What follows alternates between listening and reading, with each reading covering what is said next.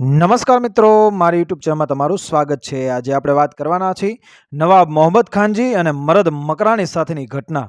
આપણું ગુજરાતમાં એક દેશી રાજ્યનું નામ જુનાગઢ, અને જુનાગઢનું રાજ્ય, એનું વડું મથક જુનાગઢ. જુનાગઢનો રાજા નવાબ તરીકે ઓળખાય. નવાબનું નામ મોહમ્મદ ખાનજી. મોહમ્મદ ખાનજીના વખતની આ વાત છે. જુનાગઢ રાજ્યમાં એક જંગલનું નામ ગીર, અને ગીરનું જંગલ મોટું. જંગલમાં જાત જાતના ઝાડવા, જાત જાતના પશુ પંખીઓ, જાત જાતની અલગ અલગ વનસ્પતિઓ. આવા જંગલમાં બે ભાઈઓ રહે. એકનું નામ ઓસમાણ, બીજાનું નામ હેદુ. જાત એની મકરાણી.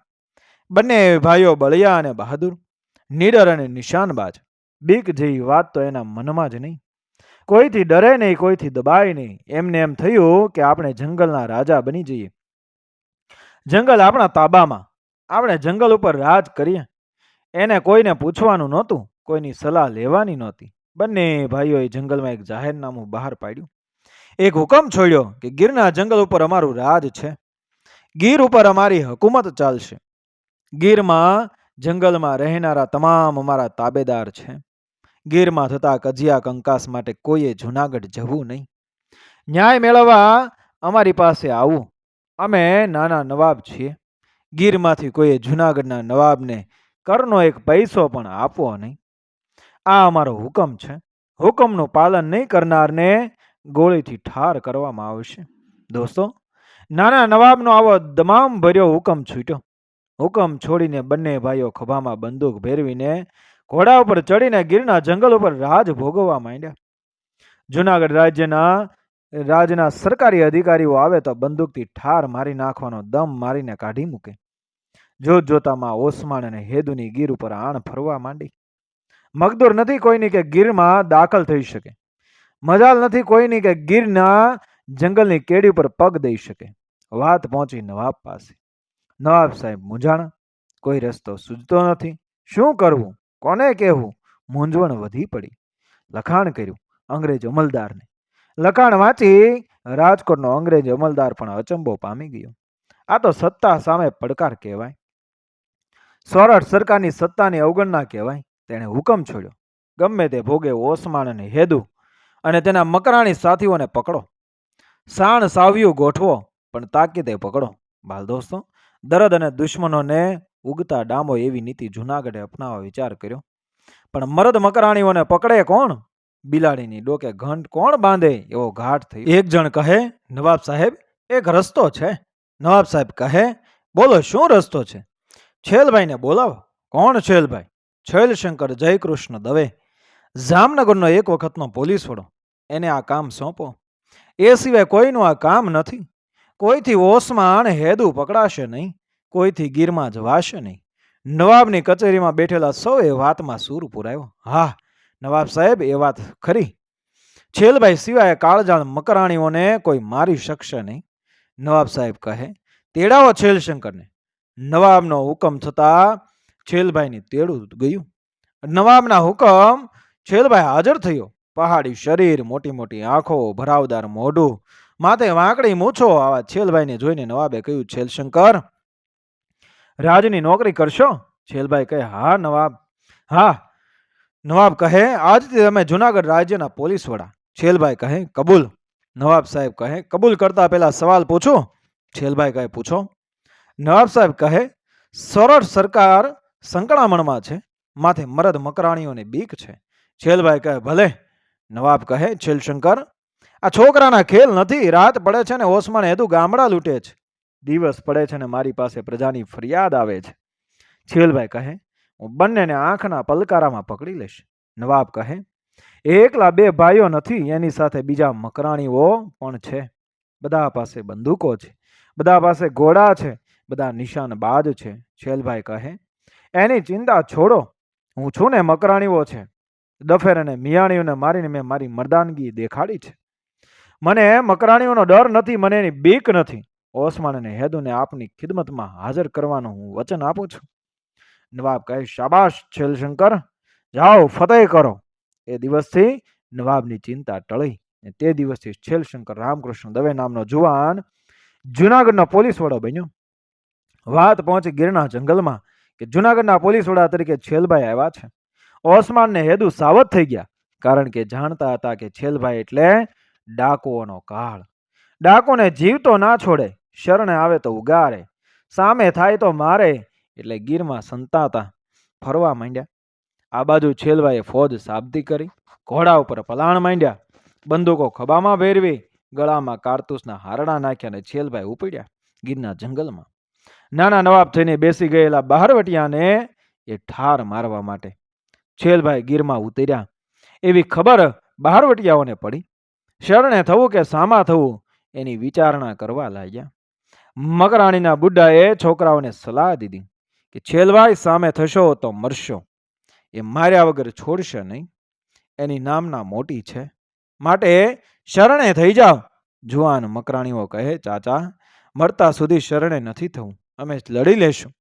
એવો નિર્ધાર કરીને મકરાણીઓ છુપાતા ફરવા માંડ્યા અને છેલભાઈના સગડ શોધતા પાછળ પડ્યા. છેલભાઈને એક વિચાર આવ્યો, આટલા બધા મકરાણીઓને મારવા કરતા જીવતા પકડું, પણ કોની સાથે કહેણ મોકલું? એના અંગરક્ષક તરીકે એક માણસ, અબ્દુલ એનું નામ. છેલભાઈ કહે, અબ્દુલ? અબ્દુલ કહે, જી સાહેબ. કહેતા અબ્દુલ પોતાના ઘોડાને એ છેલભાઈના ઘોડાની પાસે લઈ ગયો. ઘોડા ચાલતા જાય છે, ગીરના જંગલો વટાવતા જાય છે, ખાડા અને ટેકરા ટપતા જાય છે. છેલભાઈ કહે, આ ઓસમાન હેદુ ગયા ગામના વતની છે? અબ્દુલ કહે, દ્રોણગઢડા. છેલભાઈ કહે, અહીંથી કેટલું દૂર છે?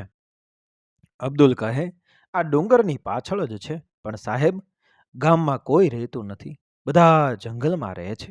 છેલભાઈ કહે, મારે કોઈનું કામ નથી, પણ આપણે દ્રોણગઢડા જવું છે.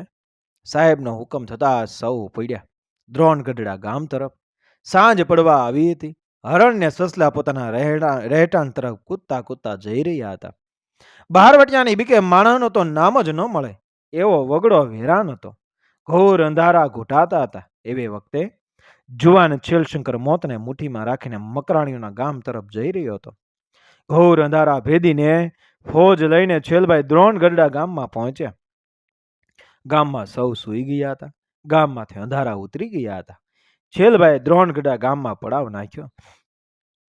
રાત પસાર કરી બીજે દિવસે સવારમાં છેલભાઈ દ્રોણગઢડા ગામના લોકો ઉપર ફરમાન છોડ્યું કે હથિયાર લઈને શરણે આવો. એક દિવસની મહેતલ આપું છું. મારા હુકમનો અનાદર એટલે કે ભંગ કરી કોઈ જુનાગઢ રાજ્ય સામે હથિયાર ઉપાડશે તો હું કોઈને જીવતો નહીં રહેવા દઉં. છેલભાઈનું ફરમાન નાનકડા ગામમાં ફરી વળ્યું.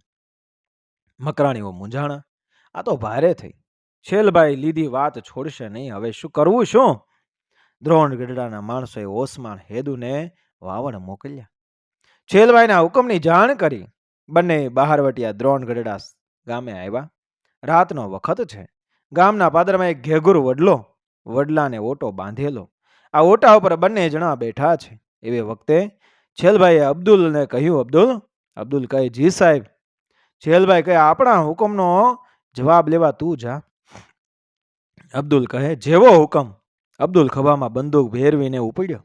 પોલીસને આવતો જોઈને ઓસમાણ અને હેદુ સાવધ થઈ ગયા. હાથમાં બંદૂક ઉપાડી પડકારો કર્યો કે હથિયાર હેઠા મૂકી દે. અબ્દુલ કહે, છેલભાઈનો સિપાઈ હથિયાર હેઠા મૂકે નહીં, મુકાવે. હું વાટાઘાટ કરવા આવ્યો છું. શું નામ? અબ્દુલ. ઓસમાણ કહે, દગો થશે તો તમારા હાથમાં ભરી બંદૂક છે, ફૂંકી દેજો. ઓસમાણ કહે, ચાલ્યો આવ્યો. અબ્દુલ બહારવટિયા પાસે આવ્યો. આવીને કહે, તમે છેલભાઈને શરણે થઈ જાઓ. છેલભાઈ નેકીનો છડીદાર છે. અલ્લાહ કસમ એના પગ પકડી લ્યો તો ઉગરી જશો. સામા થાશો તો વીણી વીણીને વીંધી નાખશે. કોઈને જીવતા નહીં છોડે એવો શૂરવીર છે. બંને બહારવટિયા મૂંગા થઈ ગયા. ઓસમાણ કહે, નવાબ અમારા ગુના માફ કરી દે એવું લખાણ કરી આપે. અબ્દુલ કહે, છેલભાઈનું વચન જ એ જ લખાણ સમજો. છેલભાઈ બોલે પછી કદી ફરે નહીં. વચન ઉપર વિશ્વાસ રાખો. છેલભાઈ વચનનો પાકો છે. બંને બહારવટિયાને બીજા સાથીઓએ વિચાર કર્યો કે અબ્દુલની વાત ખરી છે. જીવવું હોય તો શરણે થવું સૌએ નક્કી કર્યું. સવાર પડે ત્યારે શરણે થશું. સૌ સવાર પડવાની રાહ જોતા બેસી રહ્યા. ઉગમણા આભમાં પ્રભાત ઉઘડ્યું. ઓસમાણ છેલભાઈને શરણે થવા તૈયાર થયો હતો, પણ દેહને હેદુને હજુ ભરોસો બેહતો નહોતો. એ ઉઠીને જુદો પડી ગયો. તમે જાઓ, હું હમણાં આવું છું. એવું કહીને ગામમાં જતો રહ્યો. અબ્દુલ અને ઓસમાણ છેલભાઈના પડાવ તરફ ચાલ્યા. બહારવટિયાને આવતો જોઈ છેલભાઈ પડાવમાંથી સામા ચાલ્યા. ઓસમાણ છેલભાઈના પગમાં પડી ગયો. છેલભાઈએ ઓસમાણને ઊભો કરીને એ કહ્યું, ઓસમાણ, મૂંઝાઈશ નહીં, તું શરણે આવ્યો છો. શરણે આવેલા ઉપર છેલશંકર હાથ ઉપાડતો નથી. પણ હેદ ક્યાં છે? અબ્દુલો કહે, હજુ એને ભરોસો પડતો નથી, એટલે છટકી ગયો. છેલભાઈ કહે, બોલ ઓસમાણ, હેદનું શું કરવું છે? તારો ભાઈ છે. ઓસમાણ કહે, સાહેબ, હું સમજાવીને લઈ આવું. છેલભાઈ કહે, જા. આમ શરણે આવેલા બહારવટિયાને છેલભાઈએ જવા દીધો. ઓસમાણ પાછો ગામમાં ગયો. જોઈને હેદુને નવાઈ લાગી અને એમ હતું કે ઓસમાણને છેલભાઈએ માર્યો હશે, હાથકડી પહેરાવી હશે, દોરડે બાંધ્યો હશે, પણ ઓસમાણ તો પાછો આવ્યો. ઓસમાણ કહે, હેદુ, તું શરણે આવી જા. છેલભાઈ ભલે એ રાજનો અમલદાર હોય, પણ વાત આપણા હિતની કરે છે, સારો રસ્તો દેખાડે છે. હેદુને પોતાના ભાઈના વચનમાં વિશ્વાસ બેઠો. એ છેલભાઈના શરણે થવા ઓસમાણ સાથે છેલભાઈના પડાવમાં પહોંચ્યો. છેલભાઈએ હેદુને કહ્યું, હેદુ, ખોટો રસ્તો છોડીશ અને સારે રસ્તે વળીશ તો ઉગરીશ. હેદુ મૂંગો રહ્યો. એના મનમાં હજુય છેલભાઈ ઉપર ક્રોધ હતો. એ છેલભાઈ એને કાળ જેવો લાગતો હતો. એના બહારવટાને બગાડનાર આ છેલભાઈ હતો. છેલભાઈ ન હોત તો ગીરના જંગલનો પોતે રાજા બનત. એવું હેદુના મનમાં ચાલ્યા કરે છે. ઓસમાણના કહેવાથી શરણે આવ્યો હતો, પણ છેલભાઈ ઉપર એને કાળ હતો. ખુરશી ઉપર છેલભાઈ બેઠા હતા. સામે ટેબલ પડ્યું હતું. ટેબલ ઉપર છેલભાઈની 6 ભડાકાવાળી પિસ્તોલ પડી હતી. હેદુના મનમાં વિચાર ઝબક્યો કે ચિત્તો શિકાર ઉપર જેટલી ચપળતાથી તરાપ મારે એમ હેદુએ ટેબલ ઉપર પડેલી પિસ્તોલ ઉપર તરાપ મારી પિસ્તોલ ઉપાડી લીધી. પણ તરત જ એના મોટાભાઈ ઓસમાણે હેદુને બાથ ભરી લીધી ને કહ્યું, હેદુ, ગોળી છોડે તો તને અલ્લાહ કસમ છે. પણ હેદુ પિસ્તોલની નાળ છેલભાઈ ઉપર તાકવા ઝઝુમવા માંડ્યો એટલે ઓસમાણે કરડી આંખો કરીને ત્રાડ નાખી. હેદુ, છોડી દે પિસ્તોલ, બોલીને ઓસમાણે હેદુના હાથમાંથી પિસ્તોલ પડાવવા જોરથી ઝપાટ મારીને પિસ્તોલ ઉડી પડી. ઉડેલી પિસ્તોલ જમીન પર અથડાણીને ભડાકા સાથે ગોળી છૂટી. છેલભાઈ શાંતિથી બંને ભાઈઓની લડાઈ જોઈ રહ્યા. પડેલી પિસ્તોલ છેલભાઈ ઉપાડીને બોલ્યા, ચાલો રોટલા ખાવા. સૌ જમવા બેઠા. છેલભાઈ કહે, કોઈ સારા કામ કરો તો સુખી થશો. હેદુ કહે, અમને બંદૂક ફોડવા સિવાય કંઈ આવડે નહીં. અમને સારા કામ કોણ આપે? છેલભાઈ કહે, હું અપાવું. પણ હેદુને ભરોસો પડ્યો નહીં. ઓસમાણ અને હેદુને લઈને છેલભાઈ જુનાગઢ પહોંચ્યા. ત્યારે સૌ નવાઈ પામી ગયા. છેલભાઈએ બંને બહારવટિયાઓને નવાબ સામે જીવતા હાજર કર્યા. નવાબ કહે, કેમ છો છોટે નવાબ? બંને બહારવટિયા મૂંગા થઈ ગયા. નવાબ પાછા બોલ્યા, છેલશંકર, શું સજા કરવી છે? છેલભાઈ કહે કે માફી આપો. નવાબ કહે, જાઓ માફી. છેલભાઈ કહે, બીજી અરજ છે. નવાબ કહે, શું છે? છેલભાઈ કહે, એને નોકરીમાં રાખો. નવાબ કહે, શું કામ કરશે? છેલભાઈ કહે, એને ગીરના જંગલનું ધ્યાન રાખવાનું કામ સોંપો. જંગલ ખાતામાં નોકરીએ રાખો. ત્યારે નવાબે હુકમ છોડ્યા અને જંગલ ખાતા ઉપર ને એક વખતના ડાકુ રૈયતને રંજાડનાર જંગલના એ રખેવાળ બની ગયા. બાલ દોસ્તો, હેદુને હું સાસણગીરમાં 1964ની સાલમાં રૂબરૂ મળેલો. એ સિંહ બતાવવાનું કામ કરતો હતો. મિત્રો, વિડીયો પસંદ આવ્યો મારી ચેનલ સબસ્ક્રાઈબ કરો, ફોલો કરો, શેર કરો. મળી આવી જ ઘટના અને પ્રેરણાદાયક વાર્તાઓ સાથે આગળના વિડીયોમાં. બન્યા રહેજો મારી ચેનલ સાથે. જય શ્રી કૃષ્ણ, રાધે રાધે, જય મા ભવાની.